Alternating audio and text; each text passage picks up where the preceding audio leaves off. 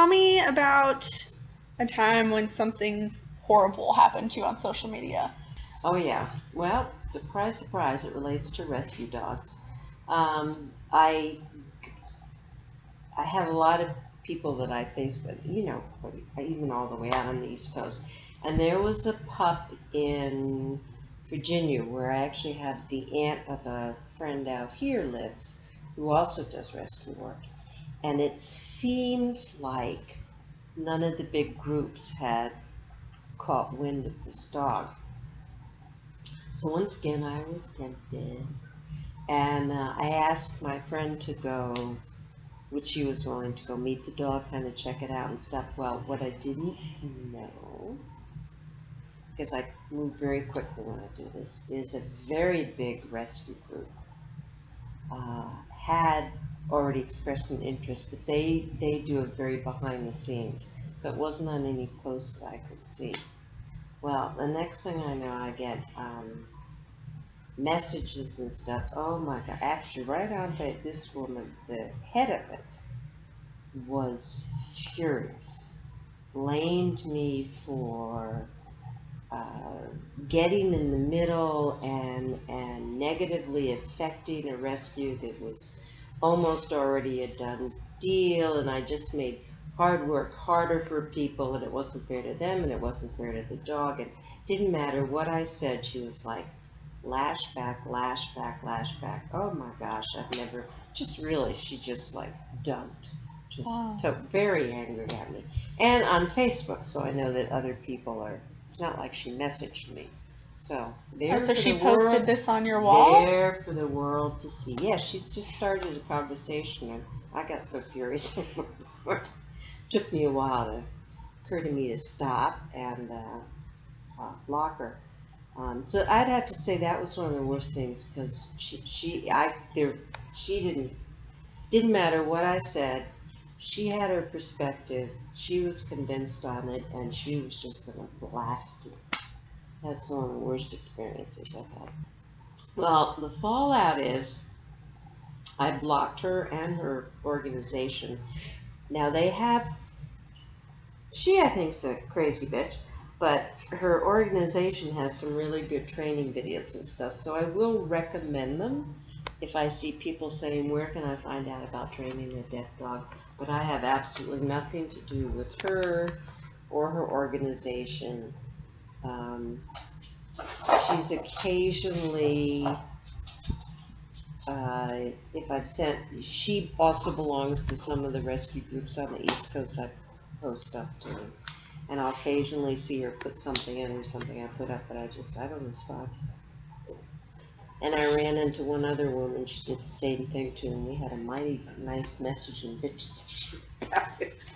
It actually helped me. I mentioned it, well, people are quick to notice when it's a big organization, a couple of people that are in different groups, but follow that, notice that I was off that page, and they asked me about it, and one of them just plain didn't like the one we began with, but the other one, she's a young lady born deaf. She works a lot with deaf pit bulls out of Atlanta, and she had a very similar experience, and that was very cathartic, because then I knew it wasn't just me. That the team had very whatever, and if she felt like you were sticking your toe in her territory, it was very cathartic. It went its whole cycle on Facebook, though. And so what, if anything, do you think you learned from that experience? Well, I learned that slow down when I respond to a posting like that, because what that woke me up to is that most groups I know will be very public if they're interested in a dog, so that because then people will stop posting it. They'll figure, okay, this group's got it, we'll move on to another dog. But that let me know that that isn't necessarily the case, so I'm a little slower to respond, and usually just kind of first start and spread the word and say, okay, anyone know about any group that's tagging this dog? So I did learn to slow down on that. A younger family member, my niece, posted on Facebook. Her mother does not have Facebook, and she posted on Facebook shortly after her mom and her mom's boyfriend left to go to Ireland, something to the effect of, finally got them out of the house, got the house to myself for 2 weeks, and then she did hashtag this, hashtag that, and then hashtag deep house party. Now, this is somebody who should not be throwing parties while she's out of town, while her mom's out of town. And I thought about it a minute, and I thought, I balanced it. Rat out my niece versus, have my sister come home to, like, the police. And I decided it was more important to let my sister know that perhaps she might want to check in with her daughter before she actually did leave the country. And she did, and it created a big mess. And I hadn't wanted my name to get associated with it, but, my niece did find out it was me, and she promptly unfriended me after, having a few cranky private messages to me on Facebook. Then she eventually unfriended me. Oh, well. Well, that didn't feel very good. I mean, I'm making sort of light of it now, but it didn't feel good at the time. It was pretty upsetting. And I've come to realize that, how I share things on social media is very different from how people in different generations do, both older and younger than me. Boy, I think that was like probably the worst. And, other than that, there are times I've sort of talked to people who I've met sort of, casually on somebody else's site, who have a divergent political view, and for a while there I would try to engage them and try and have a conversation about, well, this is what I think and this is why, around things like global warming and that, with people who are global warmer deniers. And those quickly devolved into me sort of presenting factual information and them presenting increasingly more and more strident, less factual based, more fear and emotion-based responses, and in both cases I'm thinking of, at a certain point it turned into a personal attack at me, at which point I broke off the conversations. So I'm learning a lot as I'm going through this. It's a whole different type of communication with people that I might not otherwise have had in the past, so I'm learning that there's a whole different set of expectations and etiquette. For me, the fallout has been that, I never really got a chance to get into a dialogue with people and get beyond, get into what it was that was actually motivating them, because the minute I would start to say, hey, this seems like emotional or fear-based or whatever, they would shut down. So that was too bad, and that may have been, maybe it was my approach, who knows. The other fallout is that it has also affected some family relationships, but, honestly, those were already on the skids, so. And the other thing is that it's also brought me closer to people. Like I said, some people I had known before or had fallen out of touch with. It's brought them back into my life on a pretty much a daily basis now, which is actually quite cool. And I also, there's a lot of things I didn't want to believe that I now have to believe, like there really are people out there in our country who are Nazis. And I was trying to think that they were a very rare exception. I still think that they're the exception that proves the rule, but I think that attitudes like that are a lot more common than I knew. And I don't know if I would have necessarily known that if I hadn't run across so many personal examples, just, corresponding with people or, chatting with people on Facebook and seeing what other people post on their stuff. So a friend on Facebook is not the same as a friend in real life. You have to be careful. And, for somebody in my generation, you sort of think about a friend is in a certain way, and there are different nuances to that word I've discovered in the electronic age. What else have I discovered?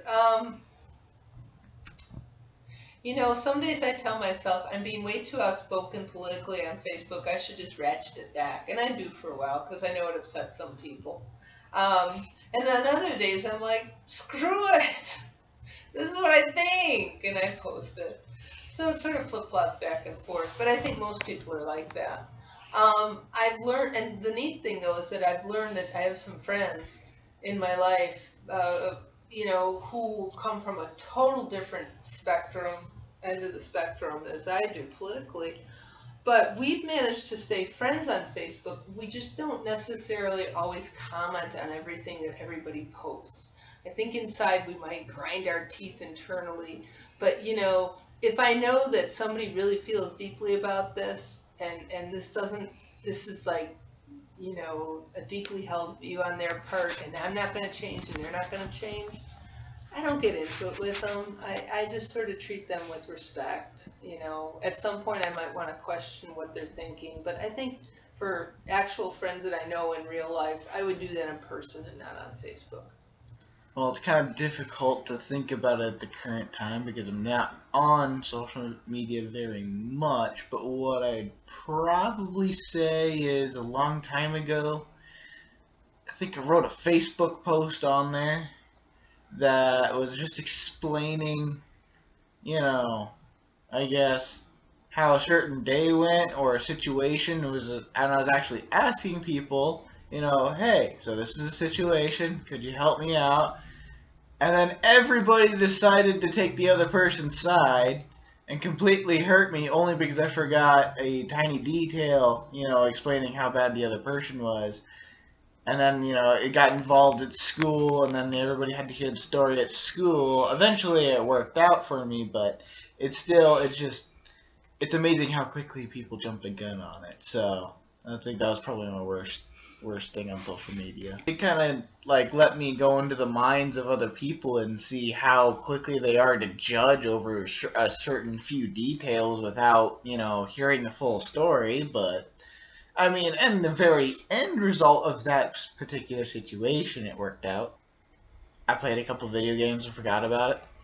To never open yourself up on social media and only talk to your closest friends about problems in person.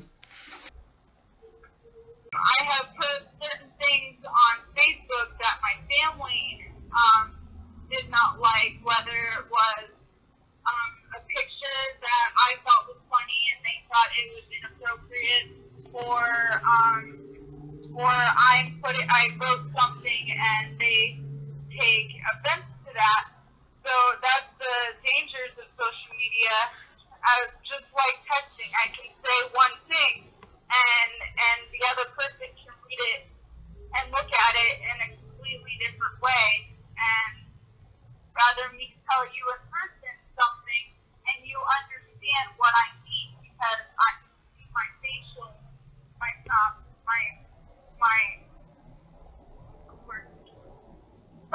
expressions, and but on Facebook and on other social medias you don't see any of that, so you can imagine what I might be saying either with attitude or with no attitude. So I think people in my life have misinterpreted what I have put on social media that has gotten me in trouble. Well, for my family, it ruins their communication because they look at the Facebook and they see something and they get upset, and instead of coming to me and talking to me about it, they are just going to not come to me and not confront me and ask me, like, hey, did you really mean this, or why did you put this to really upset me? They take it seriously, and because everyone that looks on Facebook, whether we like it or not just Facebook, any internet, whether we like it or not, we are going to put some sort of belief in it. If you see something that's on social media, you're going to be like, is this real? And you're going to assume. Some things it's obvious that it isn't real, but some other things it's tricky knowing if it's real or if it's not. And instead of us going to that source and saying, hey, is this real? We're just going to assume what we want to assume. And that was the same with my family. They're not going to come to me and ask me what was real. They're just going to assume in their minds what it was. What I did was I stopped using Facebook. I got rid of the app on my phone and I barely logged into it. And because it just seemed toxic to me. It just seemed like whatever I put on there, it's just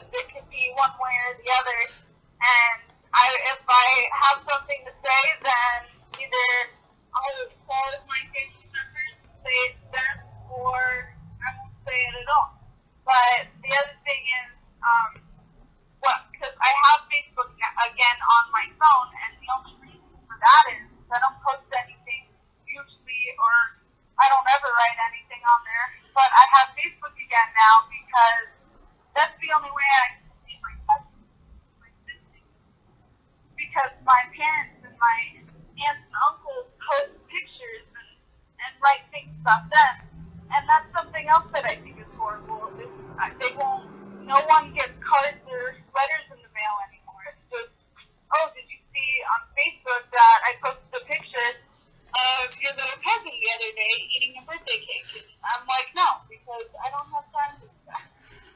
But it's a bummer because it's not everything. The only reason why I go on social media now is to look at my family members, to see my family, because I don't live with them anymore. I have learned that the only way I can actually find something out or question something or answer something, then I have to go to them directly and call them directly, or figure out for myself what's going on with my siblings and what's going on with my cousins. And I have to call them personally and ask them to send me pictures. And I'd rather do that than to sit on Facebook and wait for my aunt or for my uncle or my mom to post a picture of my little family members.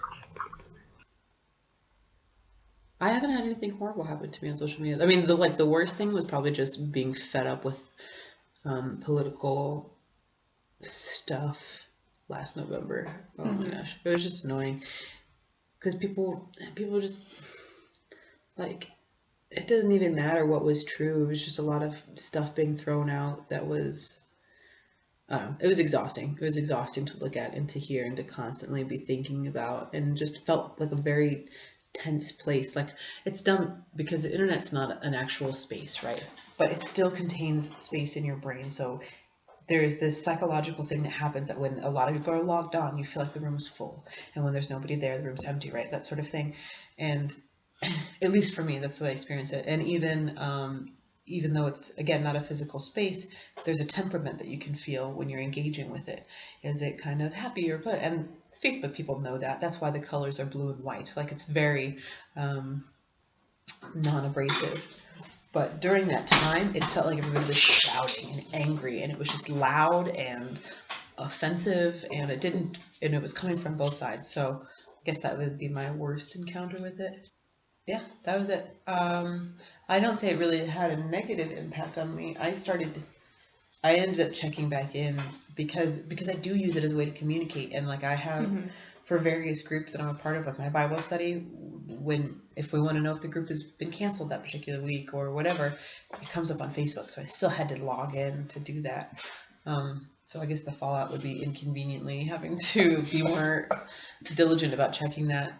Since I wasn't doing it every day anyway. I don't know. It wasn't really a big fallout. I actually found a lot of peace not checking it. But then somehow I still got drawn back into it, you know. Yeah, people were, after he was elected, there was, there still is, obviously. But it definitely faded as January came around. Wasn't as much stuff. I did learn that that's where I get most of my news, which is horrible. It's a horrible fact that, and it's not like, so once I see something on Facebook, I'll go find out what it is elsewhere. But usually that's how I learn about what's happening or what has happened. It's the most up-to-date, real-time notifier for me. I think there's small negative things that happen all the time on social media, but I don't think I'd ever say anything horrible has happened to me. Conversations politically, or conversations where people just attacking each other and stuff all the time.